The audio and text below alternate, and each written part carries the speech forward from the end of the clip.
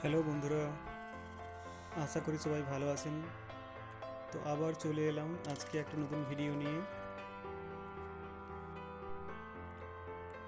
আজকে আমরা বানিয়ে নিচ্ছি ডিম ভাপা। এই রান্নাটা গরম ভাতের সাথে খুব খেতে ভালো লাগে। তো আপনারা অবশ্যই বাড়িতে ট্রাই করে দেখতে পারেন।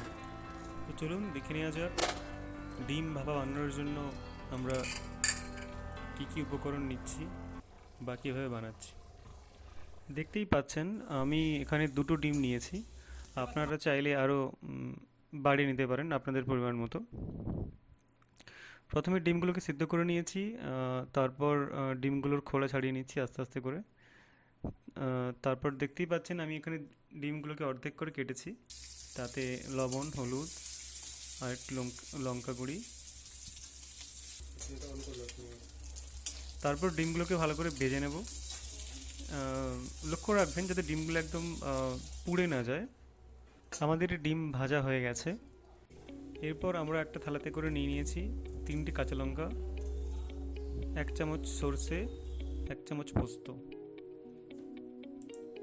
এই সর্ষে, পোস্ত আর কাঁচা লঙ্কা এই 3টে উপকরণকে আমরা একসঙ্গে সিলে বেটে নিচ্ছি।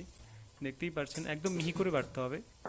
দেখতেই পাচ্ছেন আমরা মিশ্রণটিকে একটা টিফিন বাক্সের বাটিতে করে নিয়ে নিয়েছি। আর 2 চামচ দই নিয়ে নিলাম এবং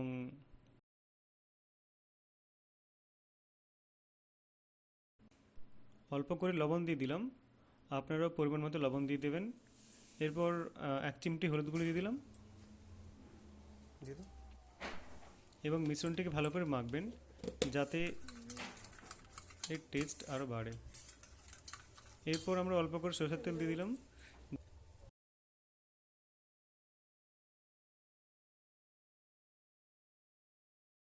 এরপর ওই টিফিন বাক্সটিতে আমরা ডিমগুলো দিয়ে মশলাটাকে ভালো করে মাখিয়ে নিলাম।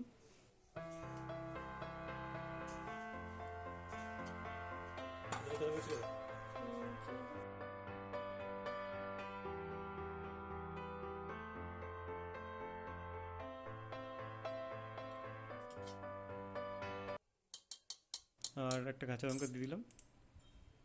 আপনারা চাইলে এই কাঁচা লঙ্কা দেওয়ার পরে আর একটু সরষের তেল চারিদিকে ছড়িয়ে দিতে পারেন, তাহলে এর স্বাদটা আরও ভালো হবে।